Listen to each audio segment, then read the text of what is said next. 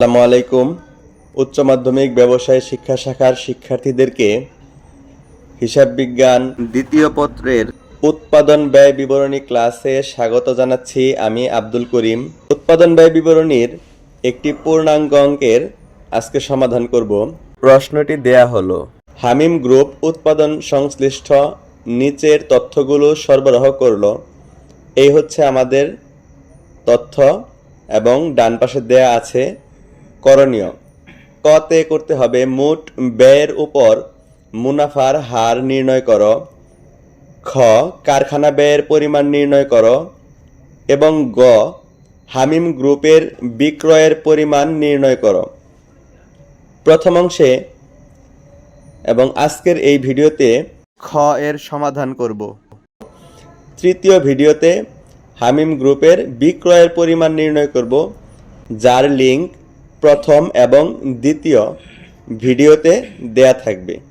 আজকে খ এর সমাধান করব। হামিম গ্রুপের উৎপাদন বা কারখানা ব্যয় বিবরণী তৈরি করব। এজন্য প্রশ্নটি ডান পাশে দেখিয়ে দিচ্ছি। এ হচ্ছে প্রশ্ন। প্রশ্নটি তোমরা ভিডিও পজ করে পড়ে নিবে। তোমরা জানো, উৎপাদন ব্যয় বা কারখানা ব্যয় নির্ণয় করতে প্রথমে লাগবে কাঁচামাল। তো আমরা কাঁচামালের যে প্রারম্ভিক মজুদ রয়েছে ৫,০০০ টাকা, সেটি প্রথমে দিয়ে নিব। প্রারম্ভিক কাঁচামাল ৫,০০০ টাকা। কাঁচামালের সাথে চলতি বৎসরের ক্রয়কৃত কাঁচামাল যোগ করে দিব। যোগ কাঁচামাল ক্রয় ৩৫,০০০ টাকা।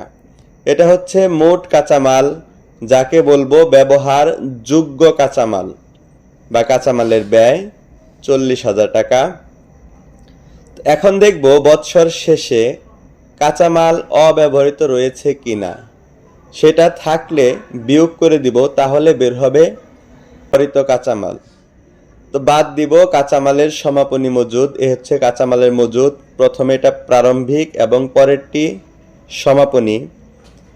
৬,০০০ টাকা রয়েছে সমাপনী কাঁচামালের মজুদ, সেটি বিয়োগ করে দিব, তাহলে থাকবে ৩৬,০০০ টাকা। এটা হচ্ছে ব্যবহৃত কাঁচামালের ব্যয়। তো ব্যবহৃত কাঁচামালের ব্যয়ের সাথে প্রত্যক্ষ মজুরি যোগ করতে হয়। আমরা প্রথমে লিখে নিব প্রত্যক্ষ মজুরি। এখন দেখব প্রত্যক্ষ মজুরি কত রয়েছে, ২৭,০০০ টাকা। এটি যোগ করে দিব, যোগফল হবে ৬১,০০০ টাকা। ব্যবহৃত কাঁচামালের ব্যয়ের সাথে যখন প্রত্যক্ষ মজুরি যোগ করব, তখন তাকে বলবে মুখ্য ব্যয়। অর্থাৎ কোনো পণ্য উৎপাদনের মূল ব্যয় এটি ৬১,০০০ টাকা। তো মুখ্য ব্যয়ের সাথে কারখানা ও পরিব্যয় যোগ করতে হয়। কখনো কখনো প্রশ্নে সরাসরি কারখানা ও পরিব্যয় দেয়া থাকবে, আবার কখনো কারখানা ও পরিব্যয় বের করে নিতে হবে। এখানে দেখব আমরা কারখানা সম্পর্কিত কি রয়েছে। কারখানা সামগ্রী মজুদ প্রারম্ভিক ৪,০০০, সমাপনী ৩,০০০।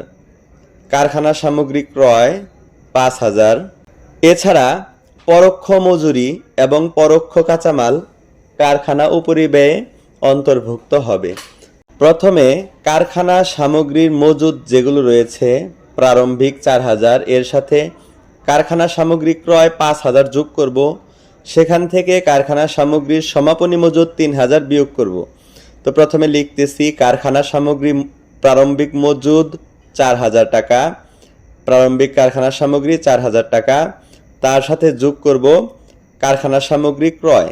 ক্রয় রয়েছে ৫,০০০ টাকা, যোগফল হবে ৯,০০০ টাকা।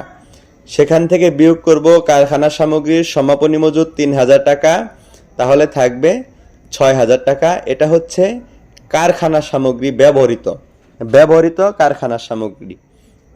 এর সাথে পরোক্ষ কাঁচামাল এবং পরোক্ষ মজুরি যোগ করলে কারখানা ও পরিব্যয় বের হবে।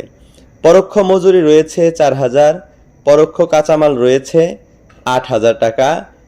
এই সবগুলো যোগ করলে মোট কারখানা ও পরিব্যয় বের হবে ১৮,০০০ টাকা। তো পূর্বের মুখ্য ব্যয়ের সাথে কারখানা ও পরিব্যয় যোগ করে দিব, তাহলে বের হবে উৎপাদন ব্যয়। প্রিয় শিক্ষার্থীরা, খতে করণীয় উৎপাদন ব্যয় এখানেই শেষ। পরবর্তী অংশ দেখার জন্য ডেসক্রিপশনে দেয়া লিঙ্কে গেলে তোমরা তৃতীয় অংশ দেখতে পারবে। আসসালামু আলাইকুম ওয়া রাহমাতুল্লাহ।